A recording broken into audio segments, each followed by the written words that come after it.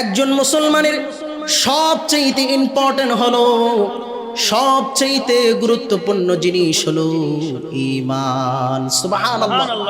যার ঈমান নাই তার কোনো কিছুই নাই, যার ঈমান নাই তার নেক আমল নাই, কোনো কিছুই নাই।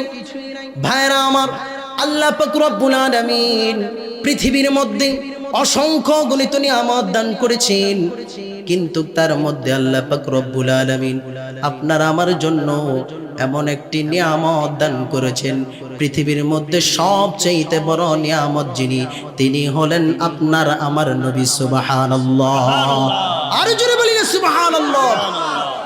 আল্লাহ পাক রব্বুল আলামিন আমাদের জন্য নিয়ামত হিসাবে আপনার আমার নবীকে পাঠিয়েছেন। ওমা আরসালনাকা ইল্লা রাহমাতাল লিল আলামিন। সুবহানাল্লাহ। রহমত স্বরূপ, নিয়ামত স্বরূপ আপনার আমার নবীকে আল্লাহ পাঠিয়েছেন। সুবহানাল্লাহ। বন্ধুরা আমার, ঈমান কি জিনিস? যার ঈমান নাই তার কোনো কিছুই নাই। আল্লাহর হাবিব সরকার দোয়ান তিনি বলেন, আলা লা ঈমান লিমান লা মুহাব্বাতা লাহু, আলা লা ঈমান লিমান লা মুহাব্বাতা লাহু, আলা লা ঈমান লিমান লা মুহাব্বাতা লাহু। এ আমার উম্মতরা, যার মধ্যে আমি রাসূলুল্লাহর মুহাব্বত থাকবে না তার ঈমান নাই। যার প্রতি আমি রাসূলুল্লাহর প্রতি মুহাব্বত নাই তার ঈমান নাই। আমি রাসূলুল্লাহর মুহাব্বত যার কাছে নাই তার ঈমান নাই।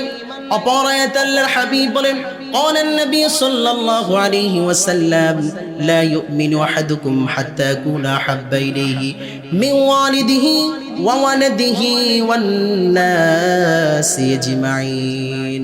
আল্লাহর হাবিব সরকার দোয়ারে বলেন, তোমরা ততক্ষণ পর্যন্ত প্রকৃত মুমিন হতে পারবে না, প্রকৃত ঈমানদার হতে পারবে না, যতক্ষণ পর্যন্ত না তোমাদের ছেলে সন্তান, তোমাদের পিতামাতা, তোমাদের স্ত্রী, তোমাদের আত্মীয় স্বজন এবং তোমাদের ধন সম্পদ এবং কি তোমাদের জানের চাইতে আমি রাসূলুল্লাহকে যতক্ষণ পর্যন্ত বেশি ভালোবাসবে না, ও আমার উম্মতেরা, তোমরা ততক্ষণ পর্যন্ত প্রকৃত মুমিন হতে পারবে না।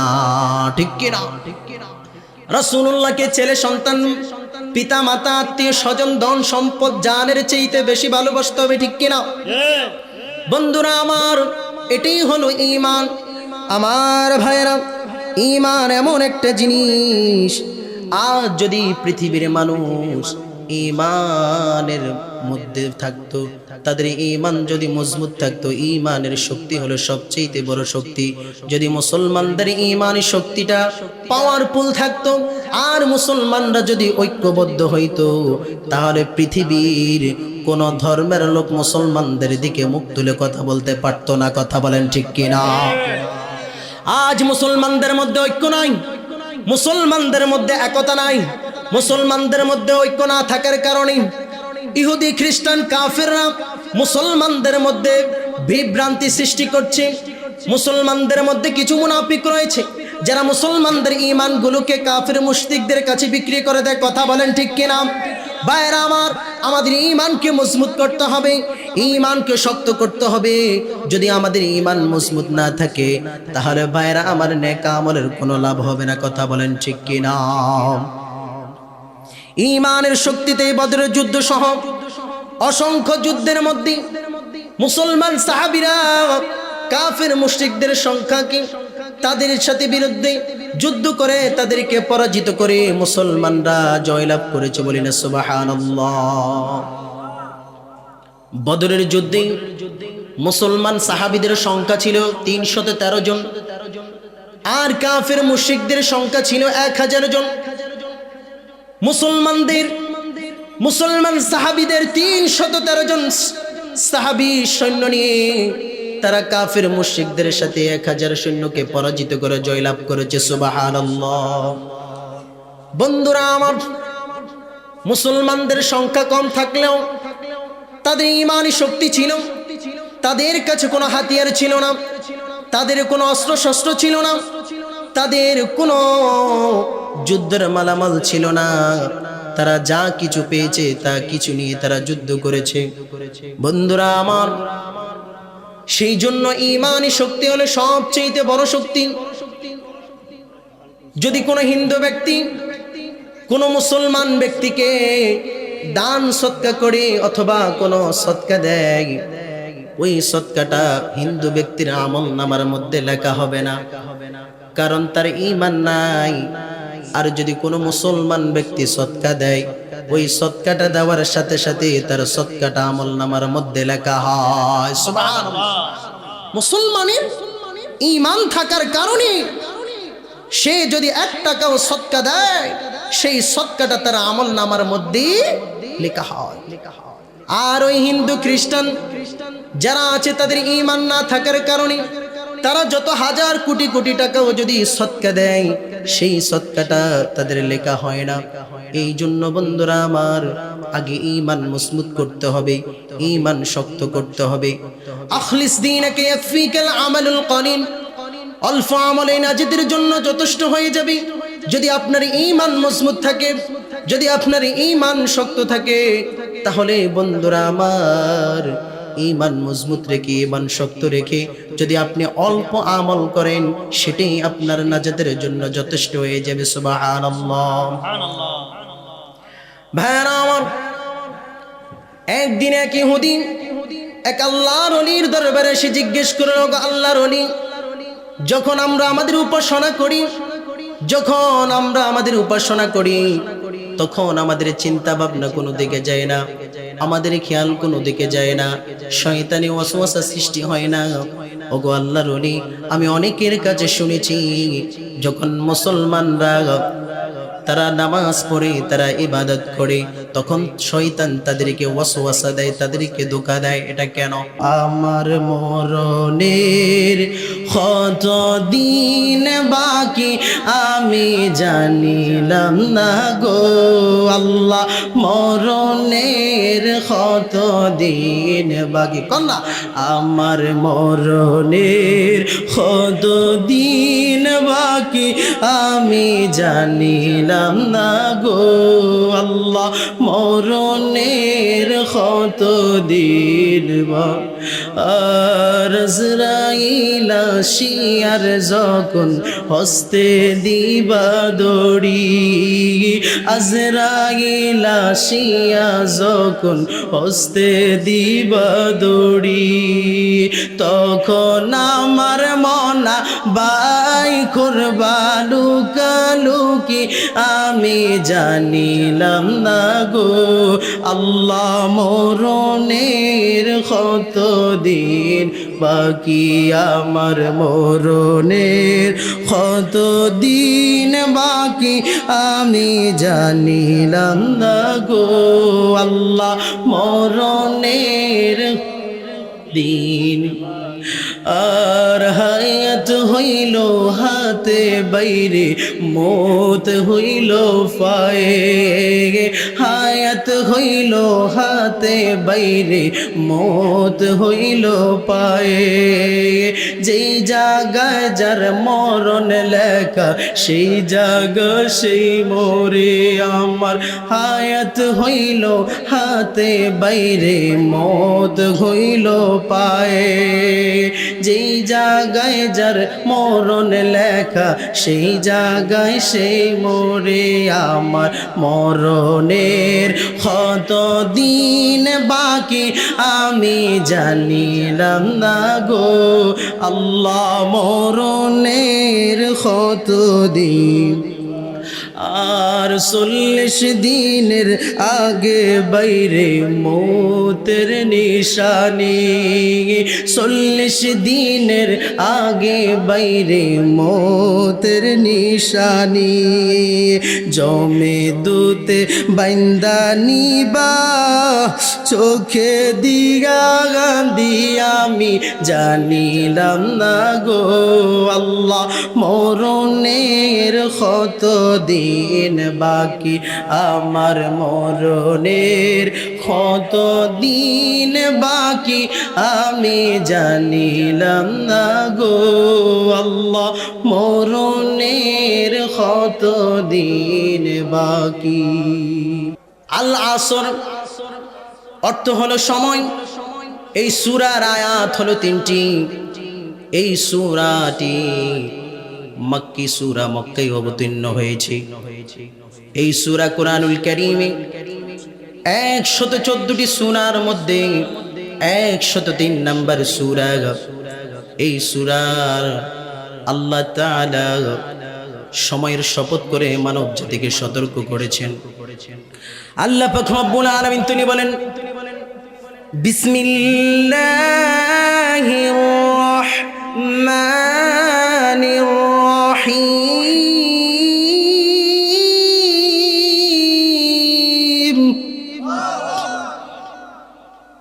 ওয়াল আসরি ইন্নাল ইনসানা লাফি খুসর إلا الذين آمنوا وعملوا الصالحات وتواصوا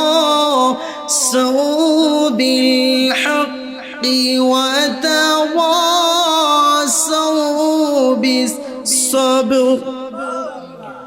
আল্লাহ পাক রব্বুল আলামিন তিনি ইরশাদ করেন, ওয়াল আসর, নবীজির যুগে আসরের সময়ের আসরের কসম, ইন্নাল ইনসানা লাফি খুসর, তিনি বলেন নিশ্চয়ই মানুষ ক্ষতির মধ্যে রয়েছে, কিন্তু ইল্লাল্লাযীনা আমানু,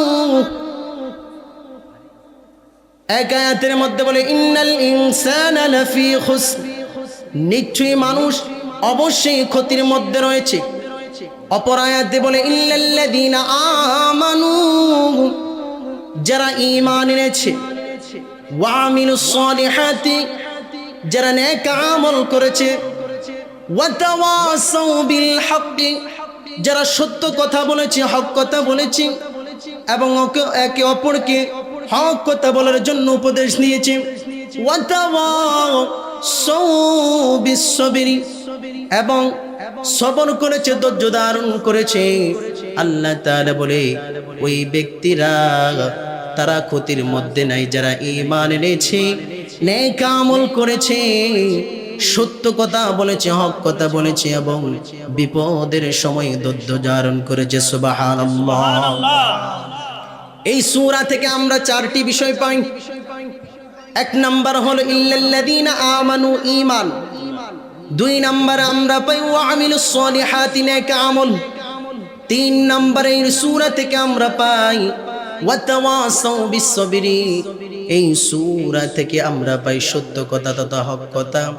ওয়া তাওয়াসাউ বিস সাবরি, চার নম্বরে আমরা পাই বিপদের সময় সবর, ধৈর্য ধারণ করা। সুবহানাল্লাহ। আল্লাহ পাক রব্বুল আলামিন তিনি বলেন, ও আমার বান্দারা, যদি তোমাদের কাছে, তোমাদের মধ্যে এই চারটি বিষয় থাকে, তাহলে তোমরা কোনোদিন ধ্বংস হবে না। এই সূরা আল আসর থেকে আমরা পেয়েছি সর্বপ্রথম হলো ঈমান, দুই নাম্বার হলো নেক আমল, তিন নাম্বার হলো সত্য কথা তথা হক কথা, চার নাম্বার হলো সবর, ধৈর্য ধারণ করা। আল্লাহ পাক রব্বুল আলামিন বলেন, এই চারটি বিষয় যদি কোনো বান্দার মধ্যে থাকে তাহলে সে কখনো ধ্বংস হবে না। সুবহানাল্লাহ। সর্বপ্রথম কি? ঈমান। এবার বন্ধুরা আমার, আমাদেরকে বুঝতে হবে ঈমান কি জিনিস। ঈমানটা কি, এটা আমাদেরকে সর্বপ্রথম বুঝতে হবে। একজন মুসলমানের সবচেয়ে ইম্পর্টেন্ট হলো, সবচেয়ে গুরুত্বপূর্ণ জিনিস হলো ঈমান। সুবহানাল্লাহ। যার ঈমান নাই তার কোনো কিছুই নাই, যার ঈমান নাই তার নেক আমল নাই, কোনো কিছুই নাই। ভাইরা আমার, আল্লাহ পাক রব্বুল আলামিন পৃথিবীর মধ্যে অসংখ্য গণিত নিয়ামত দান করেছেন, কিন্তু তার মধ্যে আল্লাহ পাক রব্বুল আলামিন আপনার আমার জন্য এমন একটি নিয়ামত দান করেছেন, পৃথিবীর মধ্যে সবচেয়ে বড় নিয়ামত যিনি, তিনি হলেন আপনার আমার নবী। সুবহানাল্লাহ। আর জোরে বলি না সুবহানাল্লাহ। আল্লাহ পাক রব্বুল আলামিন আমাদের জন্য নিয়ামত হিসাবে আপনার আমার নবীকে পাঠিয়েছেন। ওমা আরসালনাকা ইল্লা রাহমাতাল লিল আলামিন। সুবহানাল্লাহ। রহমত স্বরূপ, নিয়ামত স্বরূপ আপনার আমার নবীকে আল্লাহ পাঠিয়েছেন। সুবহানাল্লাহ। বন্ধুরা আমার, ঈমান কি জিনিস? যার ঈমান নাই তার কোনো কিছুই নাই। আল্লাহর হাবিব সরকার দু আলম তিনি বলেন, আলা লা ঈমান লিমান লা মুহাব্বাতা লাহু, আলা লা ঈমান লিমান লা মুহাব্বাতা লাহু, আলা লা ঈমান লিমান লা মুহাব্বাতা লাহু। এ আমার উম্মতরা, যার মধ্যে আমি রাসূলুল্লাহর মুহাব্বত থাকবে না তার ঈমান নাই। যার প্রতি আমি রাসূলুল্লাহর প্রতি মুহাব্বত নাই তার ঈমান নাই। আমি রাসূলুল্লাহর মুহাব্বত যার কাছে নাই তার ঈমান নাই। অপর আয়াতে আল্লাহর হাবিব বলেন, قال النبي صلى الله عليه وسلم لا يؤمن أحدكم حتى أكون أحب إليه من والده وولده والناس أجمعين। আল্লাহর হাবিব সরকার দু আলম বলেন, তোমরা ততক্ষণ পর্যন্ত প্রকৃত মুমিন হতে পারবে না, প্রকৃত ঈমানদার হতে পারবে না যতক্ষণ পর্যন্ত না তোমাদের ছেলে সন্তান, তোমাদের পিতামাতা, তোমাদের স্ত্রী, তোমাদের আত্মীয় স্বজন এবং তোমাদের ধন সম্পদ এবং কি তোমাদের জানের চাইতে আমি রাসূলুল্লাহকে যতক্ষণ পর্যন্ত বেশি ভালোবাসবে না, ও আমার উম্মতেরা, তোমরা ততক্ষণ পর্যন্ত প্রকৃত মুমিন হতে পারবে না। ঠিক কি না? রাসূলুল্লাহকে ছেলে সন্তান, পিতা মাতা, আত্মীয় স্বজন, ধন সম্পদ, জানের চাইতে বেশি ভালোবাসতে হবে। ঠিক কিনা বন্ধুরা আমার? এটাই হলো ঈমান। আমার ভাইরা, ঈমান এমন একটা জিনিস, আজ যদি পৃথিবীর মানুষ ঈমানের মধ্যে থাকতো, তাদের ঈমান যদি মজবুত থাকতো, ঈমানের শক্তি হলো সবচেয়ে বড় শক্তি। যদি মুসলমানদের ঈমানের শক্তিটা পাওয়ারফুল থাকতো আর মুসলমানরা যদি ঐক্যবদ্ধ হইতো, তাহলে পৃথিবীর কোন ধর্মের লোক মুসলমানদের দিকে মুখ তুলে কথা বলতে পারতো না। কথা বলেন ঠিক কিনা? আজ মুসলমানদের মধ্যে ঐক্য নাই, মুসলমানদের মধ্যে একতা নাই। মুসলমানদের মধ্যে ঐক্য না থাকার কারণে ইহুদি, খ্রিস্টান, কাফেররা মুসলমানদের মধ্যে বিভ্রান্তি সৃষ্টি করছে। মুসলমানদের মধ্যে কিছু মুনাফিক রয়েছে যারা মুসলমানদের ঈমানগুলোকে কাফের মুশরিকদের কাছে বিক্রি করে দেয়। কথা বলেন ঠিক কিনা? ভাইরা আমার, আমাদের ঈমানকে মজবুত করতে হবে, ঈমানকে শক্ত করতে হবে। যদি আমাদের ঈমান মজবুত না থাকে তাহলে ভাইরা আমার নেক আমলের কোনো লাভ হবে না। কথা বলেন ঠিক কিনা? ঈমানের শক্তিতে বদরের যুদ্ধ সহ অসংখ্য যুদ্ধের মধ্যে মুসলমান সাহাবীরা কাফের মুশরিকদের সংখ্যাকে তাদের সাথে বিরুদ্ধে যুদ্ধ করে তাদেরকে পরাজিত করে মুসলমানরা জয়লাভ করেছে। বলি না সুবহানাল্লাহ। বদরের যুদ্ধে মুসলমান সাহাবীদের সংখ্যা ছিল 313 জন আর কাফের মুশরিকদের সংখ্যা ছিল 1000 জন। মুসলমান সাহাবীদের 313 জন সাহাবী সৈন্য নিয়ে তারা কাফের মুশরিকদের সাথে 1000 সৈন্যকে পরাজিত করে জয়লাভ করেছে। সুবহানাল্লাহ। বন্ধুরা আমার, মুসলমানদের সংখ্যা কম থাকলেও তাদের ঈমানি শক্তি ছিল। তাদের কাছে কোনো হাতিয়ার ছিল না, তাদের কোনো অস্ত্র শস্ত্র ছিল না, তাদের কোনো যুদ্ধের মালামাল ছিল না। তারা যা কিছু পেয়েছে তা কিছু নিয়ে তারা যুদ্ধ করেছে। বন্ধুরা আমার, সেই জন্য ঈমানি শক্তি হলো সবচেয়ে বড় শক্তি। যদি কোনো হিন্দু ব্যক্তি কোনো মুসলমান ব্যক্তিকে দান সৎকা করে অথবা কোনো সৎকা দেয়, ওই সৎকাটা হিন্দু ব্যক্তির আমলনামার মধ্যে লেখা হবে না, কারণ তার ঈমান নাই। আর যদি কোনো মুসলমান ব্যক্তি সৎকা দেয়, ওই সৎকাটা দেওয়ার সাথে সাথে তার সৎকাটা আমলনামার মধ্যে লেখা হয়। সুবহানাল্লাহ। মুসলমানের ঈমান থাকার কারণে সে যদি 1 টাকাও সৎকা দেয়, সেই সৎকাটা তার আমলনামার মধ্যে লেখা হয়। আর ওই হিন্দু খ্রিস্টান যারা আছে তাদের ঈমান না থাকার কারণে তারা যত হাজার কোটি কোটি টাকাও যদি সৎকা দেয়, সেই সৎকাটা তাদের লেখা হয় না। এই জন্য বন্ধুরা আমার, আগে ঈমান মজবুত করতে হবে, ঈমান শক্ত করতে হবে। আখলিস দীনাকা ইয়াকফিকাল আমালুল কলিল, অল্প আমলে নাজাতের জন্য যথেষ্ট হয়ে যাবে। যদি আপনার ঈমান মজবুত থাকে, যদি আপনার ঈমান শক্ত থাকে, তাহলে বন্ধুরা আমার ঈমান মজবুত রেখে, ঈমান শক্ত রেখে যদি আপনি অল্প আমল করেন, সেটাই আপনার নাজাতের জন্য যথেষ্ট হয়ে যাবে। সুবহানাল্লাহ। ভাইরা আমার, একদিন এক ইহুদি এক আল্লাহর ওলির দরবারে এসে জিজ্ঞেস করলো, আল্লাহর ওলি, যখন আমরা আমাদের উপাসনা করি, তখন আমাদের চিন্তা ভাবনা কোনো দিকে যায় না, আমাদের খেয়াল কোনো দিকে যায় না, শয়তানি ওয়াসওয়াসা সৃষ্টি হয় না। ওগো আল্লাহর ওলি, আমি অনেকের কাছে শুনেছি, যখন মুসলমানরা তারা নামাজ পড়ে, তারা ইবাদত করে, তখন শয়তান তাদেরকে ওয়াসওয়াসা দেয়, তাদেরকে ধোঁকা দেয়। এটা কেন? এবার আল্লাহর ওলি তার প্রশ্নের উত্তরে জবাব দিলেন, ও ইহুদি, মনে করো দুইটি ঘর রয়েছে, একটি ঘরের মধ্যে স্বর্ণ মুদ্রা পরিপূর্ণ, আর একটি ঘরের মধ্যে কোনো কিছুই নাই, ওই ঘরটা হলো খালি।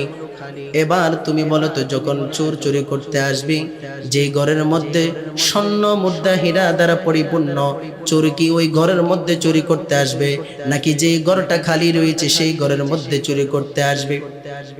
ইহুদি বলে, অবশ্যই যে ঘরের মধ্যে স্বর্ণ মুদ্রা দ্বারা পরিপূর্ণ, চোর ওই ঘরের মধ্যে চুরি করতে যাবে। এবার আল্লাহর ওলি বলে, ইহুদি শোনো শোনো, মুসলমান এবং কাফেরদের অন্তরের অবস্থা হলো এরকম, যার কাছে শুরু থেকে ঈমান নাই, শয়তান তার ঈমান নষ্ট করতে যাবে না, আর যার কাছে শুরু থেকে ঈমান আছে, শয়তান তার ঈমান নষ্ট করার জন্য সে যাবে। কথা বলেন ঠিক কিনা? বন্ধুরা আমার, তাহলে আমি বুঝাইলাম, ঈমান হলো একজন মুসলমানের সবচেয়ে ইম্পর্টেন্ট জিনিস। বন্ধুরা আমার, যার ঈমান নাই তার কোনো কিছুই নাই। এই জন্য ভাইরা আমার, ঈমানকে মজবুত করতে হবে, ঈমানকে শক্ত করতে হবে। ঈমানের পর আল্লাহ পাক রব্বুল আলামিন বলেন, ওয়া আমিলুস সলিহাতি, আমলে সলিহা, তোমরা নেক আমল করো, তোমরা বেশি বেশি নেক আমল করো। আর নেক আমলের মধ্যে সর্বপ্রধান যেই আমলটা, সেটাই হলো নামাজ। ঠিক কিনা? আমি ছেড়ে দিচ্ছি, আর সামনের দিকে দীর্ঘায়িত করব না। ঈমানের পরে আল্লাহ তাআলা বলেছে, ওয়া আমিলুস সলিহাত, আমলে সলিহা, তোমরা নেক আমল করো। আর নেক আমলের মধ্যে সর্বপ্রথম যে আমলটা, সেটাই হলো 5 ওয়াক্ত নামাজ। বলি না সুবহানাল্লাহ। ভাইরা আমার, নামাজ পড়ার দরকার আছে কিনা নাই? ডান হাত তুলে বলেন, নামাজ পড়ার দরকার আছে কিনা নাই? ভাইরা আমার, যদি আপনি আস্তে আস্তে এক এক করে আপনি নামাজ ছেড়ে দেন, নামাজ পড়ছেন না, লাগাতার নামাজ ছেড়ে দিচ্ছেন, তাহলে আর আপনার ঈমান থাকবে না। বাইনাল আবিদি ওয়া বাইনাল কুফরি তারকুস সালাহ, কাফের এবং মুসলমানদের মধ্যে পার্থক্য হচ্ছে সালাত। কাফেররা নামাজ পড়ে না, মুসলমানরা নামাজ পড়ে। এই জন্য ভাইরা আমার, ঈমানকে মজবুত করতে হবে, ঈমানকে শক্ত করতে হবে। ঈমানকে শক্ত রেখে আপনি অল্প আমল করবেন, এটাই আপনার জন্য নাজাতের যথেষ্ট হয়ে যাবে। বলি না সুবহানাল্লাহ। ভাইরা আমার, সময় সংকীর্ণ, হযরত উলামায়ে কেরামরা তিনারা চলে এসেছেন, আমি আর দীর্ঘায়িত করছি না। ভাইরা আমার, আমরা ঈমানকে মজবুত রাখবো। ভাইরা আমার, যারা আমার রাসূলের বিরুদ্ধে, রাসূলের শানে কটূক্তি করবে, তার বিরুদ্ধে আপনি প্রতিবাদ করতে হবে। এটা আপনার ঈমানি দায়িত্ব, ঈমানি চেতনা। আপনি অবশ্যই যারা রাসূলের শানে কটূক্তি করবে, রাসূলকে নিয়ে যারা অবমাননা করবে, আপনি তাদের সাথে যুদ্ধ করবেন। হয়তো জীবন চলে যাবে, মৃত্যু তো একদিন হবে। সেই মৃত্যুটা যদি ঈমানি মৃত্যু হয়, আল্লাহর রাস্তায় যদি আপনার মৃত্যুটা হয়, আপনি শহীদ মর্যাদা পাবেন। সুবহানাল্লাহ। আল্লাহ পাক রব্বুল আলামিন আপনার আমার সকলের ঈমানকে মজবুত করে সকলে বলেন আমিন।